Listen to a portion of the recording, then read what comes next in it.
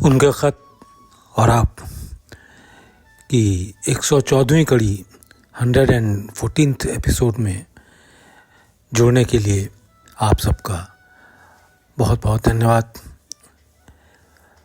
अभिवादन स्वीकार कीजिए दोस्तों। बाबूजी साहब के लेटर्स सहज मार्ग करके जो मैगज़ीन पब्लिश होती थी मिशन की, उसमें पब्लिश होते थे। इसलिए किसको लेटर लिखा ये नहीं पता है और तारीख भी नहीं दी हुई है, लेकिन लेटर्स पूरे हैं। तो आज वहाँ से मैं पहला लेटर ले रहा हूँ। इसका शीर्षक दिया गया है शून्यता और उससे आगे। पूर्ण अभाव, कंप्लीट निगेशन की हालत में मनुष्य शून्य हो जाता है, वैक्यूमनाइज हो जाता है। इस प्रकार कि इस समय तक कोई आला इजाद नहीं हुआ कि किसी चीज़ को पूर्णतः शून्य कर सके। वैज्ञानिक बताते हैं कि पूरी तौर से जब हवा किसी आले के द्वारा निकाल दी जाती है तो फिर भी कुछ बाकी रह जाता है। मेरा कहना यह है कि यदि कोई आला ऐसा ईजाद हो जाए कि किसी कमरे या गोले में से हवा बिल्कुल निकाल सके तो वहाँ जान ही जान रह जाएगी और इतना ज़बरदस्त विध्वंसक अस्त्र, डिस्ट्रक्टिव वेपन बन सकता है कि उससे ज़्यादा विध्वंसक अस्त्र आज तक ईजाद ही नहीं हुआ। अब हमें मनुष्य को ऐसा शून्य बनाना है, मगर इतनी बात और है कि पूर्ण अभाव की जब भूली हुई दशा, फॉरगेटफुल स्टेट आती है, तब कहीं पूरी तौर पर वैक्यूम बनता है और कहीं ऐसा बन गया तो एक विशाल बैटरी, जाइगेंटिक बैटरी बन जाता है और उसकी ताकत का कहीं ठिकाना नहीं। और ये चीज़ अवतारों में भी नहीं पाई जाती। उसके हाथ में है कि इससे चाहे निर्माण का काम ले या विध्वंस का, कंस्ट्रक्टिव वर्क करवाए या डिस्ट्रक्टिव। जिस तरफ उसकी इच्छा शक्ति बन जाती है, ताकत उसी तरफ काम करने लगती है। किंतु भाई, ईश्वर बड़ा होशियार है। ऐसे आदमी की इस हद तक इच्छा शक्ति बंधने ही नहीं देता। अगर कहीं अकस्मात एक्सीडेंटली बंध जाए तो ऐसी हजारों दुनिया एक सेकंड में छिन्न भिन्न कर सकता है। उसमें यह ताकत पैदा हो जाती है कि ब्रह्मा, विष्णु और महेश भी उसके हुक्म को टाल नहीं सकते।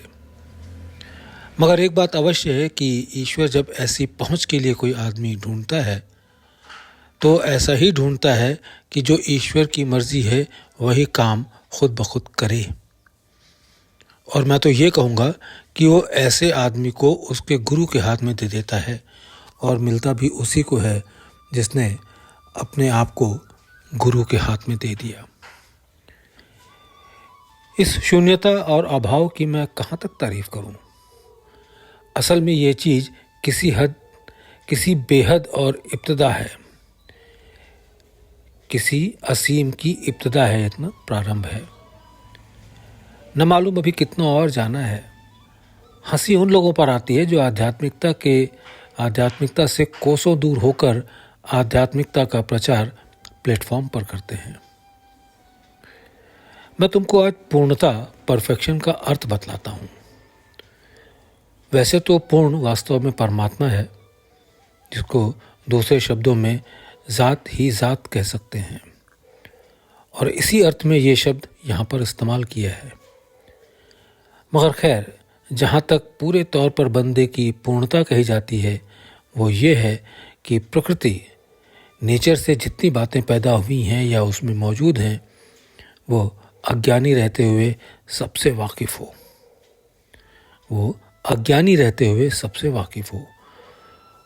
कोई ज्ञान या विद्या या साइंस उससे न बचे। ज़रा कोई आँच दे दे और उससे वही बातें कुदरती तौर पर निकलने लगे जो वो जानना चाहता हो। ये कसौटी है पूर्ण आदमी की जांच की। मेरा तरीका यही है कि शुरू से ही मनुष्य को शून्य बनाता चले, और जाहिर भी है कि गुरु महाराज ने उनको कहाँ तक धन्यवाद दिया जावे। जब मुझे बिल्कुल ऐसा ही बना दिया तो फिर वही बीज जाना भी चाहिए। अब अभ्यासी निगेशन और उसके बाद वाली हालत के काबिल कब बनता है और कैसे उस हालत को पहुंचता है? एक तो जवाब इसका ये है कि यदि गुरु इस हालत को पहुंचा हुआ हो तो उसकी मेहरबानी से वो पहुंच सकता है। अभ्यासी को ये चाहिए कि उसे ये हालत देने पर मजबूर कर दे।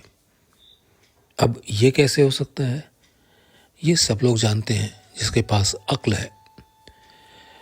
वैसे तो भाई मेरा हाल ये है कि मैंने बहुत कुछ अप्रोच एक साहब को उनसे डांट डपट पा कर दी थी, और वो इसलिए कि मैं उनको खुश रखना चाहता था और वो उम्र में मुझसे बहुत बड़े भी थे।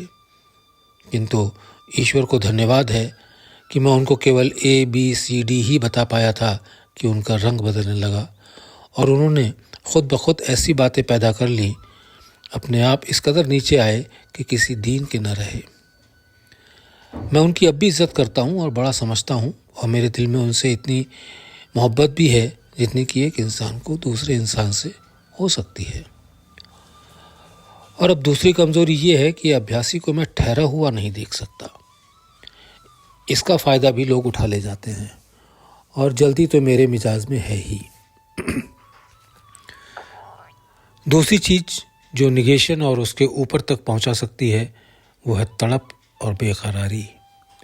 और भक्ति और प्रेम तो होना ही चाहिए। अगर प्रेम पैदा हो जाता है तो बेचैनी होना ज़रूरी है। निगेशन का ख़ास तौर पर और सब आध्यात्मिक बातों का देने वाला तो ईश्वर ही है, ये तो सभी मानते हैं। मगर भाई मुझे तो जो कुछ मिला वो अपने गुरु महाराज से ही मिला। ये ज़रूरी है कि ईश्वर का मुझे बहुत ज़्यादा शुक्रिया अदा करना चाहिए इस बात का कि मेरी तबीयत उसने ऐसी बना दी कि ऐसे बड़े महात्मा से मैं रुजू हुआ। ईश्वर से काम निकालने का तरीका यही है जो हम अपने गुरु के साथ करते हैं, उससे सीधा प्रेम पैदा हो सकता है, और ये बहुत अच्छी चीज़ है। किंतु इस चीज़ के करने वाले बहुत कम हुए हैं, यद्यपि इससे अच्छा तरीका कोई भी नहीं हो सकता। अभ्यासी को चाहिए कि अपनी लगन बढ़ाता जाए, और अगर ज़्यादा न सही तो अपने गाइड के प्रति इतना समर्पण रखे, इतना सबमिशन रखे जितना स्कूल में बच्चे अपने उस्ताद के प्रति रखते हैं। और भाई इतना कर्तव्य भी है। इस चीज़ से गाइड को कुछ नहीं मिल जाता, बल्कि अभ्यासी को ये फ़ायदा होता है कि वह चीज़ आने के लिए पात्र बन जाता है। जो वास्तव में गाइड है उसको अपनी इज्जत या शोहरत की आशा नहीं होती, बल्कि मिसालें ऐसी भी मिलती हैं कि कुछ फ़कीरों ने, जिन्होंने ज़ाहिरा बातें ऐसी भी की जिससे जनता उनकी इज्जत ना करे और शिष्य भी छटछटाकर खास रह जावें। ऐसी एक मिसाल कबीर की भी मिलती है कि उन्होंने एक समय पर ऐसा ही किया था। ये तो निगेशन का हाल मैंने बताया, मगर निगेशन रहते हुए भी अगर उसको भूल जाए, यानी उसका भी एहसास ना रहे, तब तो मैं यही कहूँगा कि उसमें एक क्षण में स्पिरिचुअल जाइंट बनने की ताकत पैदा होती है। और भाई मुझे कहीं इससे आगे चलने वाला पैदा कर दे। अफसोस है कि ये चीज़ें किसको दिखाऊं। मुझे इस हद तक हिम्मत नहीं दिलाता कोई। ईश्वर करे बाद इससे ज़्यादा ना सही तो इतनी ही चीज़ मुझसे कोई ले ले, ताकि मैं बहुत न सही गुरु ऋण से कुछ थोड़ा तो मेरा उद्धार हो सके। वाकया ये है कि हाथ मल के रह जाता हूँ, और फिक्र ये कि कहीं ये चीज़ मेरे साथ ही न चली जाए। इससे ज़्यादा ना सही कम से कम इतनी ही चीज़ पैदा कर लिए जिससे दूसरों को इसी हद तक ले आवे। मैं तो इस चीज़ को देने के लिए यहाँ तक भरा रहता हूँ कि कोई मुझसे अपने घर का काम काज करवा ले, जो नौकर करते हैं, और बदले में मुझसे ये चीज़ ले ले। मगर भाई एक मजमून के तरीके पर मैं ये चीज़ें कह जाता हूँ, मुमकिन है कि इसके लिए दूसरों पर इसका कुछ असर न रहता हो। जैसा कि मैंने ऊपर लिखा है ईश्वर इससे आगे चलने वाला पैदा कर दे, तब तो मैं अपनी किस्मत की सराहना करूं और ऐसी उजड़ी हुई बस्ती की सैर कराऊं जहां जुनून का भी गुजर नहीं। मगर भाई क्या करूं, इंतहा मुझको कहीं मालूम नहीं पड़ती।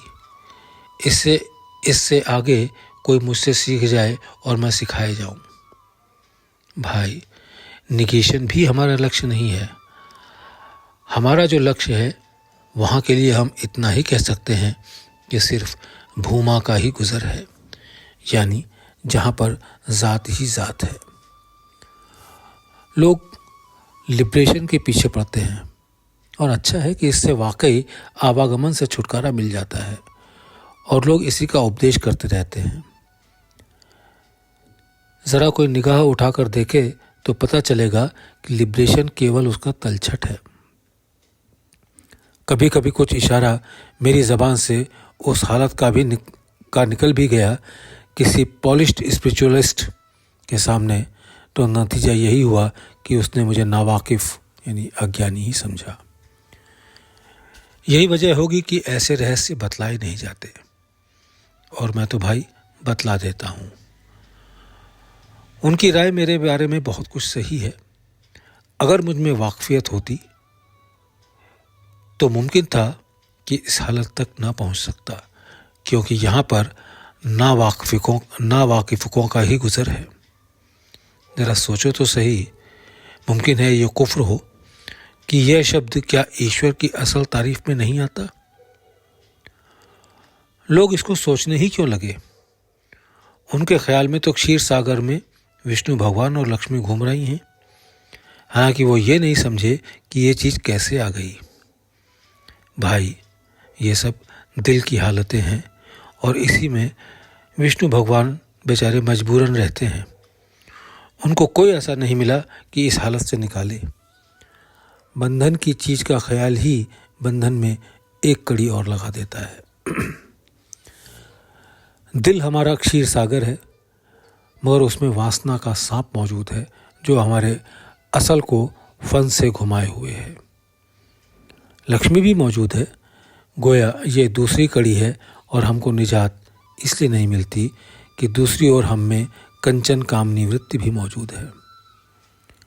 पांव दबाना विष्णु भगवान के मायने ये हैं कि वह असर जिस पर सांप का फन है, उसकी दासी वाकई ये कंचन कामनी वृत्ति है। अब उसमें जो लहरें या तरंगे हैं जो समुद्र में पैदा होती हैं, अगर कहीं उनको दूर कर दें तो सतह बराबर हो जाएगी। फिर हमको मौका मिलेगा कि इन बंदिशों को काट सकें, क्योंकि हम में ताकत भी आ जाएगी। असलियत जो दिल में छुपी हुई है, उसी को पौराणिक रूप से विष्णु करार दे दिया है। जब हम वासनाओं का सांप दूर कर लेते हैं तो विष्णु भगवान के दर्शन प्राप्त हो जाते हैं, यानी हम में भी ये ताकत आ जाती है कि हम दूसरों की रूहानी परवरिश कर सकें। अब चूंकि विष्णु का काम पालन पोषण है, लिहाजा उसके लिए लक्ष्मी की भी ज़रूरत है। विष्णु भगवान की शक्ति भी आप पर रोशन हो गई कि बेचारे पालन पोषण में दुखी हैं। मैंने बहुत संक्षेप में लिखा है क्योंकि दिमाग ज़्यादा काम नहीं देता। कभी ज़बानी समझ लेना अगर चाहो। जो व्यक्ति विष्णु भगवान की पूजा करना चाहते हैं वो अपने दिल की तरफ रुजू हों, बस यही उनकी पूजा होगी। जब उस नीज़ को तय कर लिया जाए तो चीज़ शुरू होने लगती है। दुआ गो रामचंद्र।